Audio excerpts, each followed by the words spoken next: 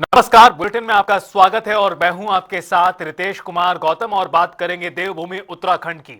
Home guard विभाग में सामने आए वर्दी घोटाले पर मुख्यमंत्री पुष्कर सिंह धामी ने सख्त रुख अपनाते हुए राज्य सरकार भ्रष्टाचार और लापरवाही को किसी भी सूरत में बर्दाश्त नहीं करेगी कहा। मुख्यमंत्री ने कहा कि प्रथम दृष्टया दोषी अधिकारियों को निलंबित कर दिया गया है और पूरे मामले की निष्पक्ष जांच के लिए जांच समिति गठित की गई है। उन्होंने स्पष्ट किया कि दोषी पाए जाने वाले किसी भी व्यक्ति को छोड़ा नहीं जाएगा और सरकार पारदर्शिता एवं जवाबदेही के साथ कार्रवाई करेगी। ये हमने बिल्कुल पहले से ही स्पष्ट कर रखा है कि कहीं पर भी किसी भी प्रकार की लापरवाही, किसी प्रकार का भ्रष्टाचार और किसी भी प्रकार की गड़बड़ी होगी तो कोई भी उसमें जो है समझौता नहीं होगा और उस पर तत्काल कार्रवाई होगी। ऐसा ही प्रकरण ये होमगार्ड में भी आया है और प्राथमिक रूप से सस्पेंशन की कार्रवाई की है और उसमें जांच कमेटी नियुक्त की है। वहीं मुख्यमंत्री के इस कदम की सराहना करते हुए बीजेपी प्रदेश मीडिया प्रभारी मनवीर चौहान ने कहा कि भ्रष्टाचार के खिलाफ जीरो टॉलरेंस की नीति का प्रमाण है। उन्होंने बताया कि अब तक 300 से ज्यादा भ्रष्टाचार में लिप्त अधिकारियों और कर्मचारियों पर कार्रवाई हुई है। वहीं विपक्ष पर निशाना साधते हुए उन्होंने कहा कि मुख्यमंत्री के कड़े फैसलों से घबराकर विपक्ष जनता को भ्रमित करने का प्रयास कर रहा है। ठीक है, भ्रष्टाचार के खिलाफ जीरो टॉलरेंस क्या होता है, ये आदरणीय मुख्यमंत्री पुष्कर सिंह धामी जी ने करके दिखाया है और साबित किया है कि उत्तराखंड राज्य में भ्रष्टाचारी के लिए कोई जगह नहीं है और उत्तराखंड राज्य में न भ्रष्टाचार होगा न भ्रष्टाचारी रहेगा। अब तक करीब जो भ्रष्टाचार में लिप्त पाए गए लोग हैं उनको करीब 300 से अधिक लोगों को जेल में डालने का अगर काम किसी ने किया तो हमारी भारतीय जनता पार्टी की सरकार ने किया है। और आदरणीय मुख्यमंत्री जी ने जो प्रदेश की जनता से पहले वादा किया है कि उत्तराखंड राज्य में न भ्रष्टाचार होगा न भ्रष्टाचार रहेगा, उस अभियान को उनके द्वारा लगातार जारी रखा गया है। और इसी के तहत होमगार्ड विभाग में जिस तरह से जो घोटाला सामने आया उसके जांच बैठा दी गई है और प्रथम दृष्टया जो उच्चाधिकारी के खिलाफ कार्रवाई करते उनको निलंबित कर दिया गया है। तो निश्चित रूप से ये बहुत सराहनीय कार्य आदरणीय मुख्यमंत्री द्वारा किया गया है और उत्तराखंड राज्य में स्पष्ट संदेश आदरणीय मुख्यमंत्री ने दिया है कि उत्तराखंड राज्य में भ्रष्टाचार की कोई जगह नहीं है। हरिद्वार के बैरागी कैंप स्थित शताब्दी नगर में आयोजित गायत्री परिवार के शताब्दी समारोह का भव्य और दिव्य वातावरण में समापन हुआ। इस ऐतिहासिक अवसर पर केंद्रीय मंत्री शिवराज सिंह चौहान और उत्तराखंड के राज्यपाल लेफ्टिनेंट जनरल गुरमीत सिंह विशेष रूप से मौजूद रहे। देश भर से आए श्रद्धालुओं, अनुयायियों और वीवीआईपी अतिथियों की मौजूदगी में यह आयोजन आध्यात्मिक ऊर्जा का केंद्र बना। पूरे विश्व में चारों ओर अनिश्चितता है, अशांति है, अस्थिरता है, व्यापार को हथियार बनाया जा रहा है। तब ऐसे माहौल में ये भारतीय संस्कृति और विचार है जो संपूर्ण विश्व को शाश्वत शांति के पथ का दिग्दर्शन करा सकता है। आत्मवत् सर्वभूतेषु वसुदैव कुटुंबकम और विश्व का कल्याण हो, यह हमारा मूल मंत्र है और इसको धरती पर उतारने के प्रयास यहाँ गायत्री परिवार परम पूज्य गुरुदेव और वंदनीय माता जी के आशीर्वाद से कर रहा है। अद्भुत है यहाँ का दृश्य और आज मैं पूरे विश्वास के साथ ये कह रहा हूँ, ये अखंड ज्योति के 100 साल का वर्ष है। 100 वर्ष पूरे हुए हैं, वंदनीय माता जी के 100 वर्ष पूरे हुए हैं, राष्ट्रीय स्वयंसेवक संघ के भी 100 वर्ष पूरे हुए हैं, वंदे मातरम के 150 साल। अत्यंत सौभाग्य का दिवस है कि आज शताब्दी समारोह का समापन हुआ है। एक्चुअली तो ये समापन नहीं, ये श्री गणेश है नए युग का, एक युग के परिवर्तन का। आज अत्यंत खुशी हुई कि पूरे गायत्री परिवार, पूरे भारत, हर आत्मा ने 51 दिन की जो पूजा की, जो तप तपस्या की, जो सेवा की, जो कल्याण किया, उसका आज इकट्ठा बैठकर संकल्प लेने का क्षण थे। अभी ऐसा लगता है कि एक नए युग का सचमुच परिवर्तन है। इसकी सबसे जो मुख्य बात ये थी कि अगर हम बदलेंगे तो युग बदलेगा। आज हम सब ने इकट्ठा होकर संकल्प लिया है कि किस प्रकार गुरुदेव जी की जो उन्होंने हमको ज्ञान दिया, जो परम वंदनीय माता जी ने हमको आशीर्वाद दिया, उसको लेकर हम किस प्रकार राष्ट्र रूपी परिवार ने जो लक्ष्य तय किया है 2047 का, विकसित भारत, आत्मनिर्भर भारत और विश्व गुरु, आज सचमुच ऐसा लगा।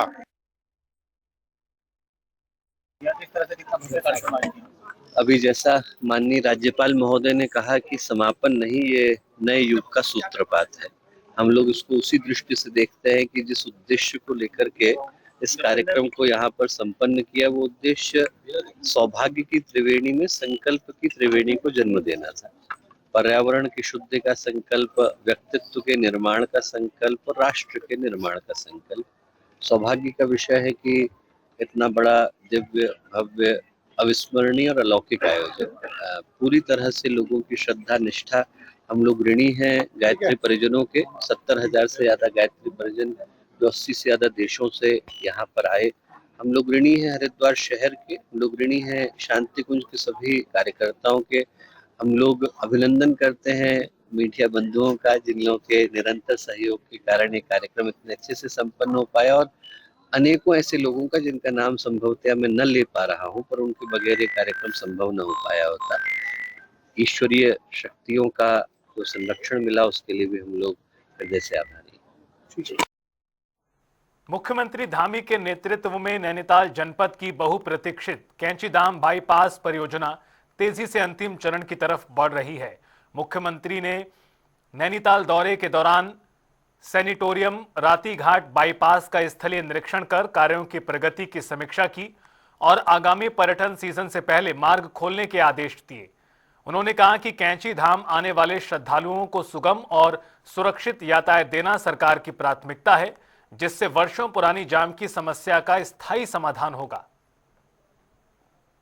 में और विशेष रूप से हमारे यहाँ कैंची धाम नीमकरोली बाबा के स्थान पर आने वाले लोगों की संख्या काफ़ी बढ़ गई है इन सालों में, और उसके कारण से जो आगे का ट्रैफिक चलता है उनके लिए काफ़ी असुविधा होती है, जाम का सामना करना पड़ता है और कई घंटे लग जाते हैं। रानीखेत जाने वालों को, अल्मोड़ा जाने वालों को, या बागेश्वर जाने वाले, कौसानी जाने वाले, या मैं कहूँ कि इधर से पिथौरागढ़ का भी रास्ता यहाँ से होकर जाता था, जागेश्वर धाम से लेकर अनेक स्थान इस रास्ते से ही होकर जाते हैं।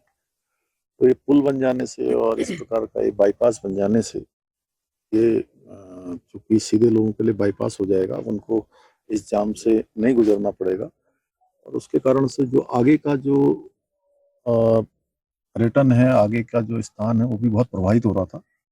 और इधर के सालों में थोड़ा ये भी देखने में आया कि यहाँ जाम होने के कारण से लोगों ने अपने कुछ प्रोग्राम भी अन्य स्थानों को बदले हैं।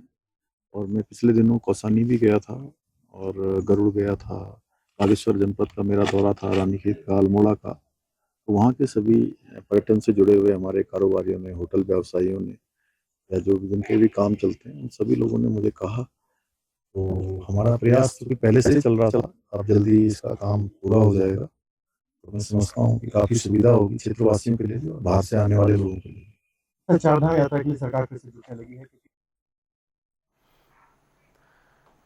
तो वहीं मुख्यमंत्री पुष्कर सिंह धामी ने यूनिफॉर्म सिविल कोड को लेकर क्या कहा, आइए आपको सुनाते हैं। पार्टी का काम हमेशा चलता ही रहता है और हम प्रयास करते हैं कि जनता से जो हमने वायदे किए हैं, जो वचन दिया है उनके साथ, वो वचन हम पूरे करें। और जैसे हमने यूसीसी, एक वचन था हमारा, यूनिफॉर्म सिविल कोड समान नागरिक संहिता, 2022 के आम चुनाव में हम आदरणीय प्रधानमंत्री श्री नरेंद्र मोदी जी के नेतृत्व में और उनके मार्गदर्शन में इस चुनाव में गए थे, और हमने उत्तराखंड की जनता के सामने ये वचन दिया था कि हमारी नई सरकार का गठन होते ही हम यूसीसी को लागू करेंगे। और हमने कहा था कि उत्तराखंड देवभूमि है, जहाँ प्रत्येक परिवार से कोई सेना में है, कोई पैरामिलिट्री फोर्स में है, देश के किसी न किसी स्थान पर अपनी सेवाएं दे रहा है। दो दो अंतर्राष्ट्रीय सीमाओं से लगा हुआ प्रदेश है, गंगा का प्रदेश, यमुना का प्रदेश, चार धाम का प्रदेश, आदि कैलाश से लेकर हमारे अनेक स्थान यहाँ पर हैं। तो यहाँ रहने वाले देवभूमि में जो भी निवास करता है, चाहे वो किसी वर्ग का हो, जाति का हो, पंथ का हो, किसी समुदाय का हो, सबके लिए एक समान कानून होना चाहिए। और संविधान निर्माताओं ने संविधान में इसका प्रावधान किया था, अनुच्छेद 44 में इसका प्रावधान है। और हमने जो उत्तराखंड की देवतुल्य जनता के वचन दिया था, वो वचन हमने पूरा किया है। और एक साल 27 जनवरी को यूसीसी लागू होने का पूरा हो रहा है। उसके बहुत सकारात्मक परिणाम भी आए हैं, क्योंकि जब यूसीसी हम लागू करने की तैयारी कर रहे थे, हमने उसको विधेयक के रूप में विधानसभा में पारित किया। माननीय राष्ट्रपति महोदय का भी हमको उसमें स्वीकृति प्राप्त हो गई। तो तमाम तरह से जो मैं कहूँ कि हर बात पर जो लोग विरोध करते हैं, अर्बन नक्सल गैंग, टूल किट और कांग्रेस के साथ मिलकर वो लगातार अफवाहें फैलाते थे, लोगों के बीच में संदेह पैदा करने का काम करते थे और किसी न किसी बहाने कहते थे कि हम किसी वर्ग विशेष के लोगों को टारगेट करने के लिए यूसीसी लाए हैं।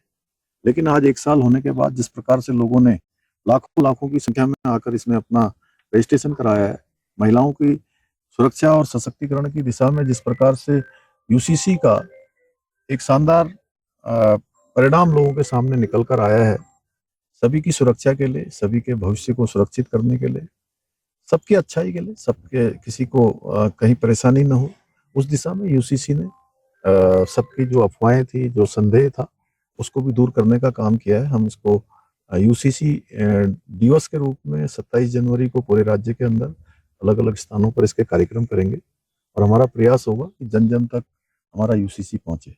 एक ग्रामीण बीजेपी विधायक अरविंद पांडे को अतिक्रमण नोटिस मिलने के बाद बीजेपी में गुटबाजी खुलकर सामने आ रही है। इस मुद्दे पर कांग्रेस ने भी बीजेपी पर तंज कसा है। पूर्व मुख्यमंत्री और कांग्रेस के वरिष्ठ नेता हरीश रावत ने कहा कि बीजेपी में अंदरूनी खींचतान का अंदाजा इसी से लग सकता है कि मंत्रिमंडल के 5 पद अब तक खाली पड़े हैं। कई मंत्री मुख्यमंत्री बनने की दौड़ में लगे हैं। उन्होंने आरोप लगाया कि भाजपा में जबरदस्त टकराव है, जो अब साफ तौर पर दिखाई दे रहा है।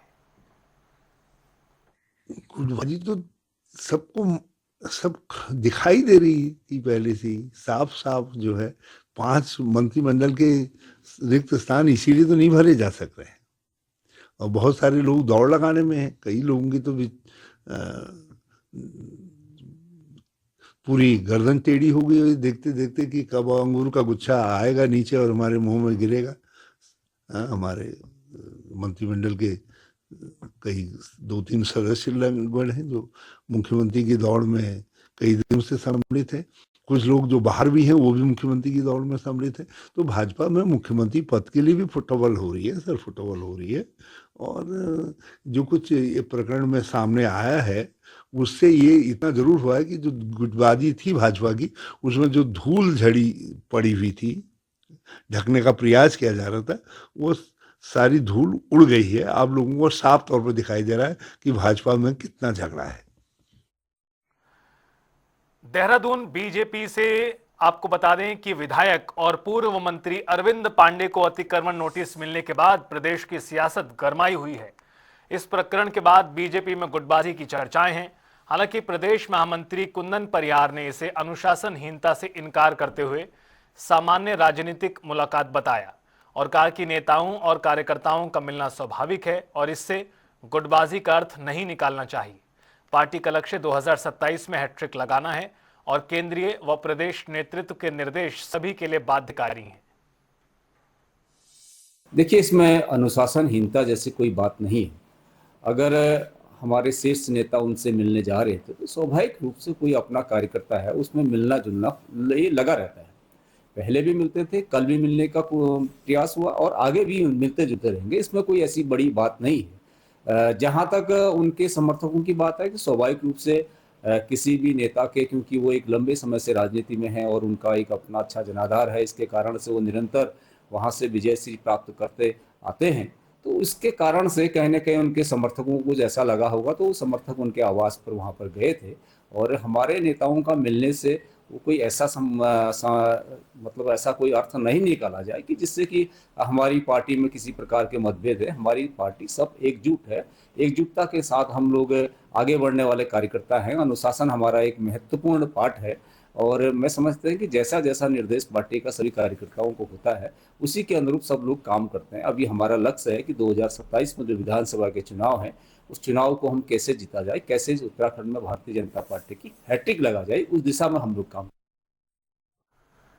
अंकिता भंडारी हत्याकांड में कथित वीआईपी के तौर पर बीजेपी प्रदेश प्रभारी का नाम सामने आने को लेकर अब बीजेपी मुख्यालय पर लगे नए बैनर पोस्टर में उनकी फोटो न होने से सियासी चर्चाएं फिर तेज हो गई। बीजेपी ने इसे पार्टी प्रोटोकॉल बताते हुए सफाई दी, तो वहीं कांग्रेस प्रदेश अध्यक्ष गणेश गोदियाल ने कहा कि पोस्टर में फोटो लगाना या ना लगाना बीजेपी का आंतरिक मसला है, लेकिन संभव है कि विवाद से नुकसान के आकलन के बाद यह फैसला किया। किसी पोस्टर पर किसी की फोटो लगाना न लगाना उनके संगठन का अपना विवेक है, हम उसमें नहीं कहना चाहते। लेकिन हो सकता है कि अंदर अंदर वो लोग मान रहे हो कि इस प्रकार के विवादित व्यक्ति की फोटो लगाने से उनकी पार्टी का नुकसान और फायदे का आकलन करने के बाद शायद उन्होंने ये निर्णय लिया हो, ऐसा मैं मानता हूं। लेकिन गृह मंत्री जी के 2 दिन हरिद्वार और वनंतरा रिजॉर्ट के बहुत करीब होने के बावजूद भी उन्होंने प्रदेश की सरकार को कुछ नहीं कहा, और क्या कहा होगा तो सामने नहीं आया। हम चाहते हैं कि इस मामले में, अंकिता भंडारी हत्याकांड मामले में, अमित शाह जी जो भारत के गृह मंत्री हैं, उन्होंने आकर हरिद्वार में आकर अगर सरकार को कुछ निर्देश दिए हों तो सरकार उन निर्देशों को भी सार्वजनिक करे। देहरादून और टिहरी जनपदों में खराब मौसम और बर्फबारी के चलते कक्षा 1 से 12वीं तक के सभी स्कूल और आंगनबाड़ी केंद्र आपको बता दें कि आगे भी बंद रहेंगे। जिला अधिकारी ने सुरक्षा को देखते हुए आदेश जारी किया है।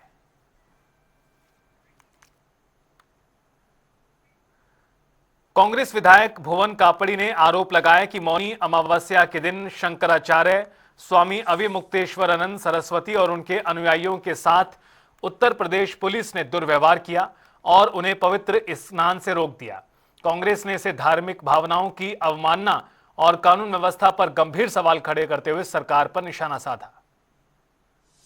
देखिए, मौनी अमावस्या के दिन हिंदू धर्म के ध्वजवाहक हमारे शंकराचार्य अमुक्तेश्वरानंद सरस्वती जी और उनके साथियों के साथ उत्तर प्रदेश पुलिस ने जो दुर्व्यवहार किया, शंकराचार्य महाराज को स्नान नहीं करने दिया, साधु संतों को और बहुत कम उम्र के साधुओं को बाल खींचकर घसीटा गया, पीटा गया और उसके बाद उनसे प्रमाण मांगा जा रहा है। तो आज हिंदू धर्म की बात करने वाली पार्टी की जहां सरकार है, वहां हिंदू धर्म के ध्वजवाहक शंकराचार्य जी और उनके शिष्यों के साथ जब दुर्व्यवहार किया जा रहा है तो देश में क्या हालात होंगे आप समझ सकते हैं। आज हम सब लोगों ने शंकराचार्य जी के समर्थन में पूरे प्रदेश में, देश में मौन व्रत किया है। उसी के तहत आज हम सब लोगों ने खटीमा शनि मंदिर पे 2 घंटे का शंकराचार्य जी के समर्थन में मौन व्रत किया। और रुड़की के लाठरदेवा गांव में पुरानी रंजिश को लेकर 2 पक्षों के बीच जमकर लाठी डंडे चले, जिसमें एक पक्ष के पिता पुत्र गंभीर रूप से घायल हो गए। हंगामा इतना बढ़ा कि मौके पर अफरा तफरी मच गई। घायलों को पहले रुड़की के सिविल अस्पताल में भर्ती कराया गया, जहां से उन्हें हायर सेंटर ऋषिकेश रेफर किया गया। घटना का वीडियो सोशल मीडिया पर वायरल है। गांव में तनाव को देखते हुए पुलिस सतर्क है और मामले की जांच भी की जा रही है। क्या हुआ, कैसे हुआ जी?